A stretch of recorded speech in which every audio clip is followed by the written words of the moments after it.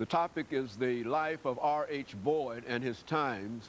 And of course, we're talking to Dr. Bobby Lovett from Tennessee State University, who is the author of a book called How It Came to Be, dealing with the Boyd family. And of course, Dr. Lovett, you talked about the establishment of the National Baptist Publishing Board.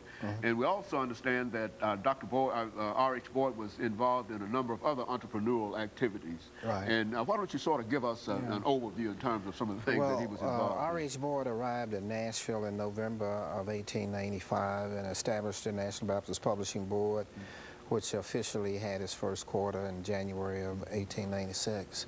The reason he did is because African Americans had to depend upon other companies to print their Sunday school literature. Company out of Philadelphia, which was the American Baptist Publication Society, and they also depended upon the Southern Baptist Convention, their publishing house. He was in Nashville. So he thought that African Americans should have their own images on that literature and have their own views about Christianity and Sunday school lessons. But he also started a lot of other companies, along with other African American leaders here in Nashville. In 1905, they founded Citizens Bank. And as few people know, Citizens Bank in Nashville, which has 3 branches in the city. Citizens Bank is the oldest continuous operating African American bank in the country. It goes back to 1905. But he also started the National Baptist Negro Dolls Club. They sold black dolls because they argued that African American children should have toys that reflect their image. And so he formed the Negro Doll Company, National Negro Doll Company. You know, that's a curious thing, Dr. Lovett, because I think a lot of us think that only in the 1960s do we get these African images and whatever. But you're telling us R.H. Boyd and others were thinking at the turn of the 20th century. They had the National Negro Doll Company, which you can see pictures of in the Nashville Globe. And he also started the National Baptist Church Supply Company, and that was to put African Americans to work building cabinets and church furniture. They sold organs and all sorts of things. And black craftsmen made a lot of these particular products here in Nashville. And they, along with others, formed the Union Transportation Company in the spring of 1905. And that company was formed because Tennessee passed a Jim Crow law in March of 1905 that said African Americans had to ride on the back of the streetcars. So they boycotted the Nashville streetcars and formed their own streetcar company. And they bought electric streetcars that from St. Louis and Tarrytown, New York. And they had 5 routes here in Nashville where blacks operated their own streetcars as a part of that particular boycott. And also, Boyd and his son formed the Globe Publishing Company, and the Globe newspaper was published from 1905 to January 1959, and it was the major weekly black newspaper here. It was started because you couldn't get any news in the Banner and the Tennessean and the local newspapers, and he argued that, of course, African Americans should be their own journalists, and they should control their own news as to what they wanted to consume and also what they wanted to distribute. And so he was an entrepreneur. Yeah, he was an extraordinary he was a businessman. Yes, he was a Renaissance man. Yes. Became involved in almost all aspects of the African experience. Right. He believed, you know, there's no separation between church and business. Churches should promote African American business, and African American businesses should be a part of the religious community as well. So he really was a man way ahead of his time. Really was. And that's what the book is about. And he also formed the National Baptist Sunday School Congress, which still operates. And this summer, let me see, it will be 103 years old. It's always held in June. And June is a traditional holiday for African Americans, especially down in Texas, where he came from, because that's when they celebrated Juneteenth. Very good. And June 25th was Emancipation Day, 1865, for a lot of black Texans. And so when they do the Sunday School Congress, they do it in June. Still 103 years later, they still do it. And it will be held down in Dallas this time, I believe. I would imagine that's also probably the longest African American conference as That well. is the longest Sunday School Congress in the country. That is African American.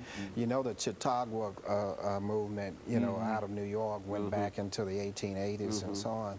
But this is the oldest one African American around, and it's still one of the most viable of the Sunday School Congresses for blacks that's held today. Thousands and tens of thousands attend. And all of this was done at a period of really intense separation and segregation against the African. It was done in the height of Jim Crow, Jim Crow legal racial segregation. And of course, African Americans were forced to create a world within a world because they were shut out of the larger part of American society. So he was one of those leaders who said, well, you got to create your own businesses, you got to create your own streetcar company, you got to create your own newspaper company, your own bank, you know, you got to, you know, do it yourself. So he was a man about self-help and self-promotion, you know. And it was a very dynamic time for African Americans because they came just a generation out of slavery and found themselves less dependent upon the larger society. Isn't it? Yeah, that's right. Now, his son was R.H. Boyd. What was his son? His son was Henry Allen Boyd.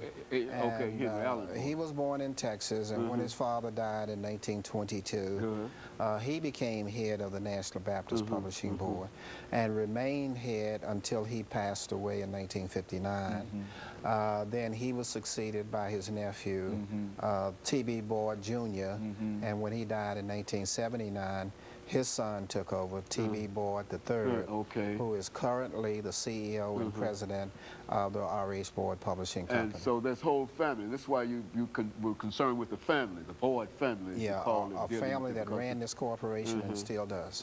Very good. And of course, Dr. Love, we're getting ready for this second commercial break, after which we'll come back. We'll have about 10 minutes, and that will allow you to sort of dissect the book in a real sense and tell people how they might be able to get a copy of this book, as well as some of the other books. I know that you mentioned the civil rights movement in Tennessee, and I think we had an opportunity to interview you on this show. And I think, from what I understand, that's a big seller.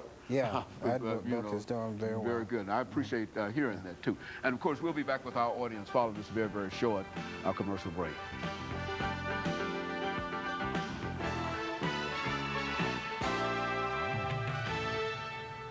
You can make a difference in the fight against breast cancer by participating in the American Cancer Society Making Strides Against Breast Cancer 5-Mile Walk. This inspiring event will be held at LP Field on October 25th, 2008. Registration begins at 8 a.m. and the walk begins at 9 a.m. Join others in the community to help provide hope for all people facing breast cancer. To register or for more information, call 615-341-7323. Hope starts with you.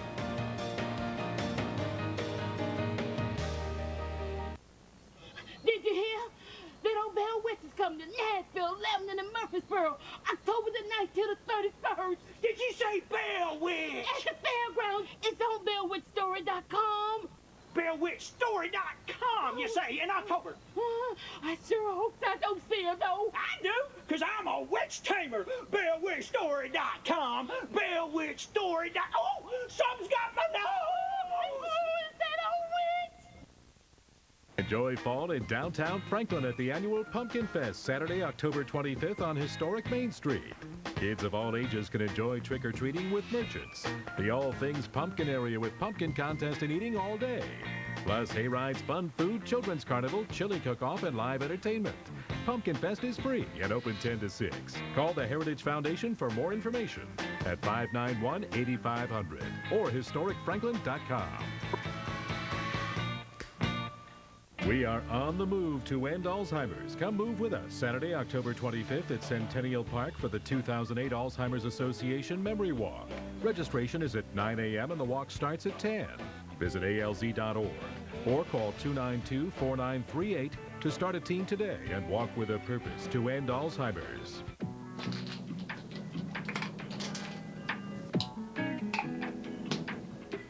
To learn more, visit drugfree.org. Thank you and welcome back to this final segment of the show for today. The topic is the life and times of R.H. Boyd, and we're talking to the author of the book, How It Came to Be, Dr. Bobby Lovett from Tennessee State University, who has given us an overview of some of the activities that R.H. Boyd and his son have been involved in. And of course, Dr. Lovett will allow you to pick up at this particular point and to continue our conversation. Well, this book, How It Came to Be, the Boyd family's contributions to African American religious publishing, really has a lot in it. It is a update of the last book we did, which was the Black Man's Dream, done in 1996 on the company. But this book, we cut it down and we added 100 photographs to it. So the book is also a good photographic history because we just fill it with photographs. And the R.H. Boyd Publishing Company, which is on Centennial Boulevard, it has a very good archives of old Globe newspapers and Sunday school material and so on. And so they really have retained a lot of their history. And I was able to work with them to put much of that history in this particular book. The most flamboyant of the Boyd leaders at the publishing board was Henry Allen Boyd. Henry Allen Boyd. And if you see him in the book, he's all dressed in white. He has white shoes on. He's always immaculately dressed. He's always traveling across the country by Pullman carport trains and so on. And everybody across the country knew him, you know. But they also knew about the National Baptist Publishing Board in Nashville because it was important to black people's religious experiences across the country. The book also is a history of the Sunday School Sunday School Congress, which was started in 1905 in this very city at Mount Olive Missionary Baptist Church, which is up on Albion Street, right behind Tennessee State University. That church was the home and still is the home of the Boyd family. Very good. And the Sunday School Publishing Board is, the Sunday School Congress was important in Black Baptist history because it was designed to do something about the young generation, and that is the future Black Baptists would be the young people. And so they had to be trained in the theology of the church and the doctrine of the church. And so the Sunday School Congress sets up every summer for a week. It sets up workshops and classes, and it focuses a lot upon, you know, the young people. And the whole idea is R.H. Boyd's original idea, and that is make sure you train your young people to be Christians. And, so they just don't happen to be Christians. That's the title. You know, I've seen the title, the Sunday School Training Board. That's right. So that was it's called the Sunday School Training Union and Sunday School Congress. Very good. Because it's training young people to be Baptists and training them to be Christians. You know, you have to bring a child up to understand what Christianity is, or Islam, or whatever, you know, Islam religion. They start teaching them to read the Quran and memorizing the Quran at a very early age. And that's what the Sunday School Congress does. It trains the future generation of black Christians, you know, in the tradition of their forefathers. In other words, what the Boyd family has done is this is what the same thing that they were doing for other families as well. That's right. Encouraging that kind of... and now through the Sunday School Congress, they do it for tens of thousands every year. And that's the kind of material they publish. They publish, of course, Sunday school material for children, adults, and all ages, you know, of people. So it's a very important company in the social history of African Americans, the religious history of African Americans, as well as in African American culture. That company and that family are very critical to understanding African American history. And so they played a crucial role in terms of the African experience. In a real sense, in terms of the American experience. These individuals a national role. And the publishing company also had churches down in Panama. So it was international too, and they had impact on the World Sunday School Congress, which is held every now and then someplace over the world. The board and their company always had a representative at the World Sunday School Congress. Very good. You know, Dr. Lovett, one of descendants of this group is Dr. Boyd, Boyd III, I think. What about him and his legacy? I mean, him continuing the legacy of what? Well, he has continued it, expanded that company, which is at 6717 Centennial Boulevard, out past Tennessee State University in a modern facility. They, of course, now publish a variety of religious materials and related materials. And Dr. T.B. Boyd III is also chairman of the committee to establish the African American Museum of art, culture, and history in Nashville. As you know, that museum is destined to be built at the corner of 8th Avenue and Jefferson Street. The land is already, you know, obtained, and the committee is getting ready to start hiring the curator, the chief head of that museum. And as you know, Dr. T.B. Boyd III is a graduate of Tennessee State University, and of course, he, is involved in many things in this particular city, very much like his great-grandfather, R.H. Boyd, was at that time. As a matter of fact, I think I've heard it said that R.H. Boyd, one of the Boyds, played a significant role in the establishment of Tennessee State University. That is correct, and that's Henry Allen Boyd, who is the son of R.H. Boyd. And on Tennessee State campus, we have Boyd Hall. And Henry Allen Boyd Hall is named in his honor because he chaired the committee of African Americans that convinced the state of Tennessee to place Tennessee State University in Davidson County, whereas we were competing with Memphis and Chattanooga, who also wanted to have the school there. But Henry Allen Boyd was able, with his committee, to convince the legislators and the State Board of Education to place Tennessee A&I State Normal School for Negroes here in Davidson County. And so that's how the Boyd, he's one of our founders. Became connected with Tennessee State. He's considered to be one of the 6 founders of Tennessee State. And of course, you've done quite a bit of work, not only on that particular family at Tennessee State University. You've also done work on another very significant individual, and that's Avon Williams, in the earlier book that you did. Yes, in the Civil Rights book, and I published an article on him in a scholarly magazine as well, because Avon Williams, I think, was the chief civil rights lawyer in the state of Tennessee. He adjudicated over 85 cases, more than anybody, and he was a fearless, courageous man.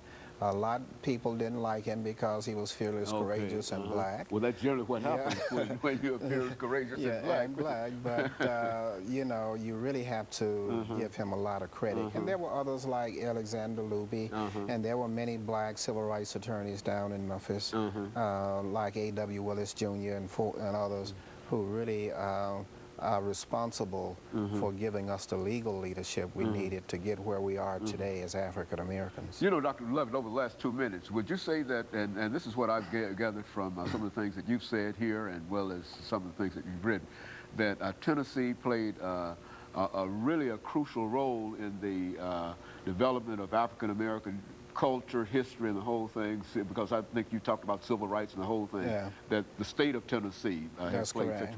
Well, what would you contribute that role, that to, the ability to do that? Well, African Americans, we have to remember, were 26% of Tennessee at first. After the war, Civil War, that is 1 out of every 4. We're only about 16% today. But African Americans from slavery until now were a very crucial part of every aspect of life in the state of Tennessee. So I've devoted my career basically to revealing what kind of roles they played, you know, in every aspect of Tennessee. You know, I'm not an art historian or historian of science and so on, but I try to bring up as many pieces and tidbits as I can, and hopefully other people will take some of those and then expand it into greater investigations or even books. Very good. And of course, Dr. BLovett, I know that some of this information has been expanded, coming primarily from your activities, and you've done a real job in terms of making us aware of some of the things that people have become involved in. And I think that it's some of your activities dealing with the so-called freedom rides and all of that activity that we are now much more sensitive in a real sense and to what is going on. Right. And of course, let me thank you, Dr. Lovett, over the last half minute for coming by and giving us that excellent information on the Boyd family. And I'm sure that that kind of information will further enlighten us, not only in terms of the publishing aspect, but in terms of all aspects that this family was involved in and has been involved in. And we want to thank you for that. And let me encourage our audience to tune in again next week for another informative edition of Comments. Thank you and good morning.